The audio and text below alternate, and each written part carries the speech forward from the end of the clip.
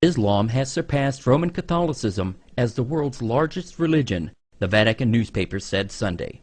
For the first time in history, we are no longer the top. Muslims have overtaken us, Monsignor Formenti said in an interview with the Vatican newspaper. He said that Catholics accounted for 17.4% of the world's population, a stable percentage, while Muslims were at 19.2%. It is true that while Muslim families, as it is well known, continue to make lots of children, Christian ones, by this he means Roman Catholic, on the contrary, tend to have fewer and fewer, the Monsignor said. According to a report by Faith Matters, the UK is seeing a surge in Brits converting to Islam. In the last year, around 5,200 people in Britain converted to Islam. As many as 100,000 have converted in the last decade. Now, while that's not a huge number if you consider the UK's total population, which is around 61 million, it's definitely notable. Of those converting, about 62% were women, and the average age is over 27 years old. And the vast majority of women who converted also changed their appearance, with a significant majority adopting the hijab, or a headscarf. Now, we've done stories here on the show how some European countries have voted to ban the hijab in public, to ban minarets. But that's not the case in the UK. Now, the obvious question really is, what is behind this high rate of conversion? Some followers told Britain's The Telegraph that they felt lost in their own lives, that they were lacking in purpose before conversion. And most Brits have reported that since their conversion, they've been living with ease in the UK, that they've only faced minimal problems from their families about their new choice of religion. So what's going on? What is compelling so many young white women to convert to Islam in droves? We're going to delve further into this topic on another program.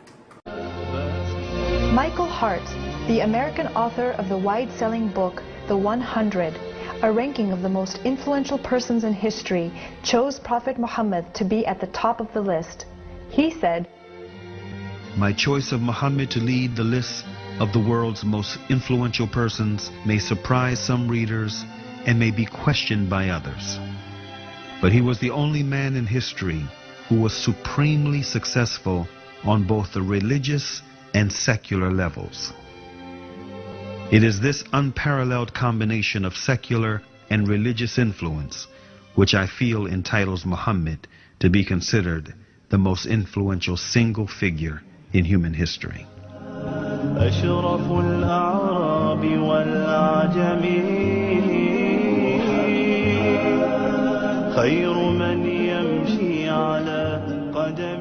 Many international intellectuals were impressed with Prophet Muhammad's personal qualities and expressed it in their writings.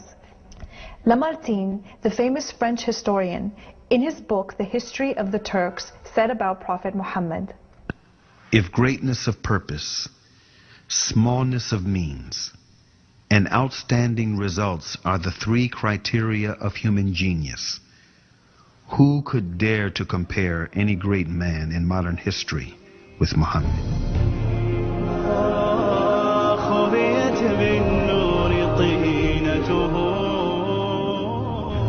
Mahatma Gandhi, the spiritual leader of the Indian independence movement and the pioneer of resistance through mass civil disobedience, said about Prophet Muhammad, peace be upon him, "I became more than convinced that it was not the sword that won a place for Islam in those days in the scheme of life. It was the rigid simplicity, the utter self-effacement of the Prophet, the scrupulous regard for pledges, his intense devotion to his friends and followers, his intrepidity, his fearlessness, his absolute trust in God and in his own mission." Wolfgang Goethe, one of the key figures of German literature and one of the most famous European poets, who was also a painter, humanist, scientist, and philosopher, said about Prophet Muhammad, "He is a prophet and not a poet, and therefore his Quran is to be seen as a divine law and not as a book of a human being, made for education or entertainment." أشرف الأعراب والأعجم خير من يمشي على قدمه باسط المعروف جامعتان صاحب الإحسان والكرم تاج رسل الله قاطبتان صادق الأقوال والكلم خبيت بالنور طينته.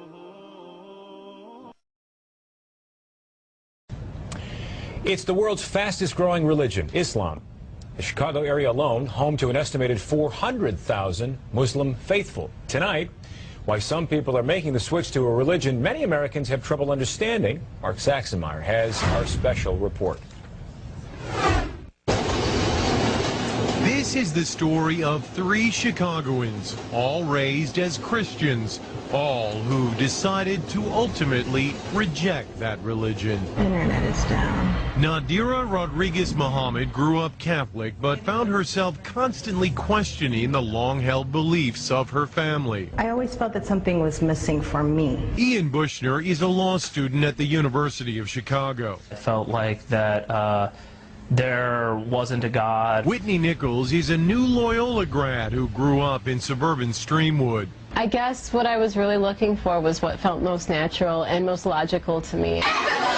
When Nadira entered high school in the mid-1990s, she became friends with a group of Muslim girls. They just had this level of contentment and a sisterhood that was, I wanted to be a part of that. Ian drifted towards the Muslim students at his high school as well. I remember defending some of my friends at school from accusations, after 9/11. And then I started reading the Quran. I said, oh, here is a form of God that I've never been presented before. After September 11, the interest actually increased. Dr. Assad Basul is professor at Chicago's Islamic American College. He says the tragedy 6 years ago initially prompted angry questions, but eventually many of the curious found answers to their own spiritual questions through Islam and converted. Sometimes, negative things bring positive things.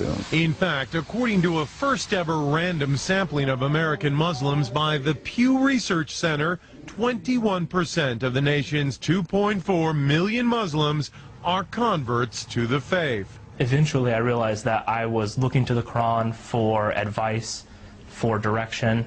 And at the point that you believe that the Quran is revelation from God, then you're a Muslim. The conversion has meant many changes in their lives. Ian prays 5 times a day. You'll finish a prayer and realize